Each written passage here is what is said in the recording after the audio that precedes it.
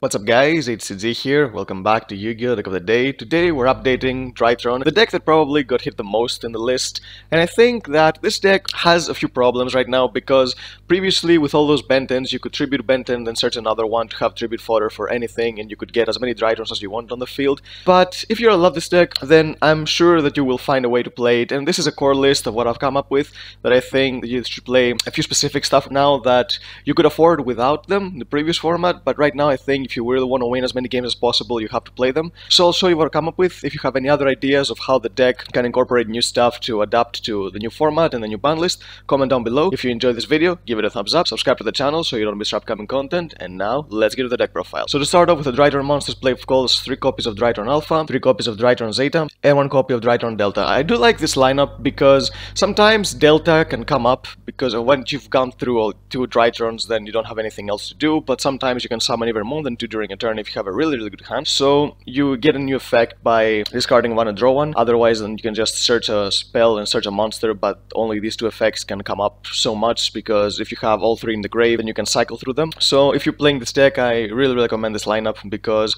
there are not bricks. You can, even if you draw multiples, you can tribute one for another, so that's perfectly fine. You can get access to them in various ways. So yeah, if you really want to play this deck, and you can play more now if you want, it's actually a good excuse that Benten is at 1, that you to play even more Drytrons, but the rest I think are kind of redundant, their effects or whatever, so these 7 right here I think are the perfect ratio. For the ritual monsters play, unfortunately 1 copy of Benten. I think a lot of people saw this coming. This card was being abused so heavily in the deck, you could just search so much during a turn, and you still can, to be honest, because you can use her more than once if you play it correctly, because you can tribute 1 from your hand, then you can ritual summon her from the grave because the Drytron ritual spell special summons from the grave too, and then you can tribute her again for either a Drytron, or you can even tribute summon your Vanity's Ruler on top of her. You will get a search this way as well, so you can get 2 searches during a turn. So I think it's perfectly balanced right now that you can get mostly 2 searches during 1 turn. So she had to go to 1, otherwise you would still be using a lot of stuff. And it's not just that this card got to 1. Union card also got banned, which was another huge hit for this deck because now you cannot do the Eva play, so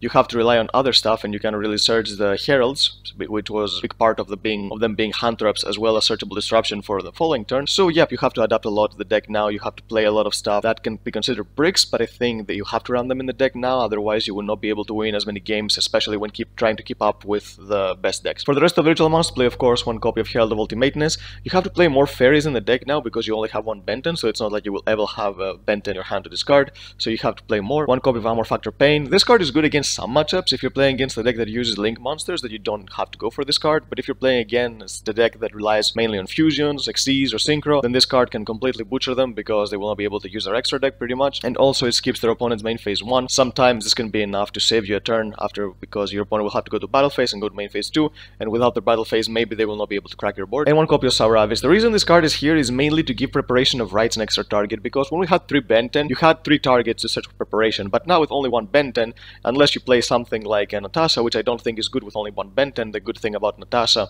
was that you could use her more than once with multiple Bentens in the graveyard, but now this is not possible. So I think Sauravis is a decent card. Maybe it can save you from an impermanence on your Vanity's Ruler or a Chalice or something like that.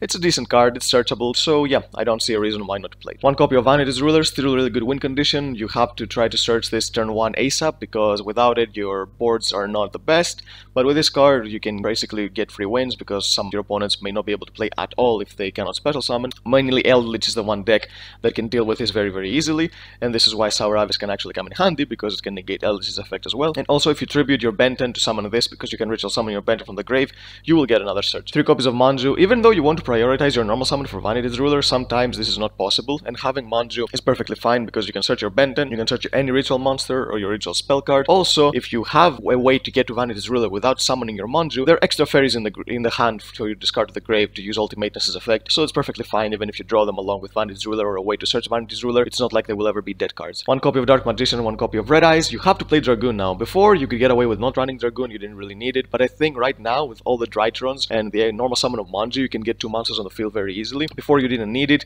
now I think it's absolutely necessary. Maybe when we get the Xyz monster in Lightning Overdrive, you would rather Xyz 2 Drytron monsters instead of like making them into Anaconda, but right now if you want to play the deck, I highly recommend you play Dragoon in the deck because it's such a powerful card. Yes, you do play a couple of bricks in your deck, but you have to right now because once a deck gets weakened by the ban list, then you have to adapt and compromise a little bit in your strategy in order to get the best results. For the Hunters, play one copy of Lancia because it's searchable through Ben 10. It's usually the second search you you will get. Otherwise, you're going to go for your Vantage Ruler first, but if you already have your Vantage Ruler, you can search it right away. And the good thing about Lancia is that against decks like Dinosaurs or Invoked, decks that we're going to see a lot this format actually, this card is so good, can end their turn right away if you shotgun it. So yeah, try to use that as well as possible and search it in the right matchups. And 3 copies of Ash Blossom. I don't play any other hand traps. You can play Crows, you can play Gamma if you want, but I think the deck now doesn't have room for a lot of stuff because you have to play other cards as well. You have to play the Mods, you have to play the Red Ice package. So just 3 Ashes is perfectly fine. For the spells, play 3 copies of Drytron Nova. Of course, get any Drytron from your deck. 3 copies of Drytron Fafnir. I do play one more card in the deck that people don't really play, or at least they didn't used to play in the previous format, but right now there is not really a standard build. But I think the trap card you can search with Drytron Fafnir is actually really good because it gives you another interruption, so I play that as well. 2 copies of Meteonis Drytron, the ritual spell. You don't need more than 2. 2 is perfectly fine. You play 2 just in case one gets DD Corrode or anything, but you can get this from the grave as many times as you want, and it also can special summon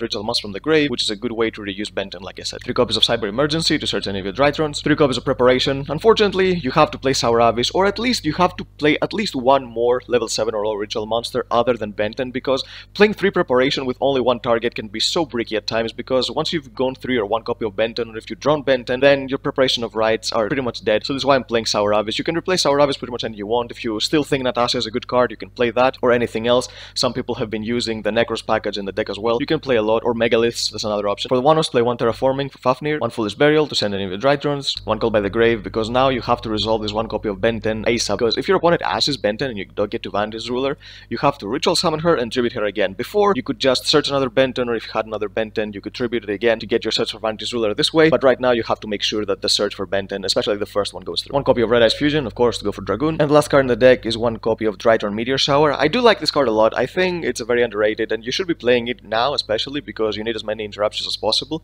and you won't have enough cards in your hand for Ultimateness to negate a lot of stuff. So being able to search a trap card when you already have Nova, or whether you have the Meteonis, then you don't need anything else, so you can search this with Fafnir, which is another disruption, which is a really good card. For the extra deck, play 1 copy of Dark Dragoon. You have to play it now. It's a card that can win games on its own, and it's very easy to summon in the deck. You get 2 monsters on the field very easily, either by special summoning 2 Drytrons, or maybe 1 Drytron and normal summon of Manju. And sometimes when you're forced to normal summon a Manju and you cannot get Vanity's Ruler, then Ultimateness with 1 or 2 negates might not be enough, so this is why Dragoon is actually a really good card right now. I play the 3 card package to play against Invoked, which is 1 Elder Entity NTSS, 1 Mechaba, and 1 Cyber Dragon Nova. Now, these 3 cards, if your deck has extra deck space, then you should be playing them, especially this format, because the more other decks get hit, the more Invoked Dogmatica is going to become more popular, because the deck obviously hasn't get hit yet, because it hasn't been very popular. So if you want to play against this deck, I think having these 3 cards in the extra deck is very important if you have the space, because when they use Maximus, you can just blow them out. Unfortunately, not all Dogmatica players play Maximus, but just in case it happens, then you can play these 3 in your extra deck to make sure that you don't auto-lose something like that. 1 copy of Assembly and 1 copy of Zeus. You play level 1s, so going second by summoning Assembly, attacking directly, and then summoning Zeus on top of her can win you games like that. And for the Link monsters, play 1 copy of Link Kuriboh, of course, play a lot of level 1s. 1 copy of Anima, in case your opponent has foolishly summoned a monster under one of the extra monster zones. 1 copy of Anaconda to go for Dragoon. 1 copy of Masquerena. Sometimes using Underworld Goddess is a huge thing, especially when you can eat a lot of monsters on the field, because by summoning 2 or 3 Drytrons and make 2 of them into Masquerena, if you just have a normal summon of Manju, or ritual summon of an Ultimateness after you've used his effect, or maybe an Hour Factor Pain, then you can go for Underworld Goddess to make sure that you get rid of another one of your opponent's monsters and still have something on the field that is very hard to deal with. For the Nightmares, play 1 Phoenix and 1 Unicorn. You don't really need to play Cerberus, it's not going to come up a lot. Phoenix is much better, especially because this deck can struggle against back row, since you can deal with control decks with Vanity's Ruler, but if you're playing against Subterrors, if you're playing against Eldritch, sometimes it can be very hard to deal with, so being able to destroy 1 more back row can actually be really crucial. 1 copy of Appaloosa. You get to summon a lot of monsters on the field, especially if you summon turn 1 your Dragoon and your Anaconda somehow survives. It's very easy to link climb into an Appaloosa on the following turn, or an access code to be able to OTK or get more disruptions, so having link 4 is not bad. Speaking of access code, here it is. A really good monster, because you can get a lot of monsters on the field. Try to go into Unicorn before you go into access code, so you can have 5300 attack instead of 43, so you can probably go for game. It's not really difficult to link climb into 3 monsters, because you do get so many Drytrons every turn from the grave. I have 1 copy of Underworld Goddess of the Closed World. When I'm playing Masquerena in any extra deck, I will try to feign in this card, because it's such a good card, and not just with Masquerena. Sometimes if you're going second, if you get to 4 monsters on the field, or a link 2 and 2 more monsters, you can get rid of any of your opponent's monsters, regardless of being unaffected, untargetable, or anything, because it's a link mechanic. You don't really need to pay attention to restrictions like that, you just link it away, so you can get anything out of the way with this card. And it's not a bad card. You can basically Dark Ruler no more your opponent's field when it's summoned, you can negate summons from the grave, and she also is unaffected by anything that doesn't target, which people really thought that targeting was a bad thing. Well, now they have to use targeting if they want to get rid of this card, otherwise they won't be able to,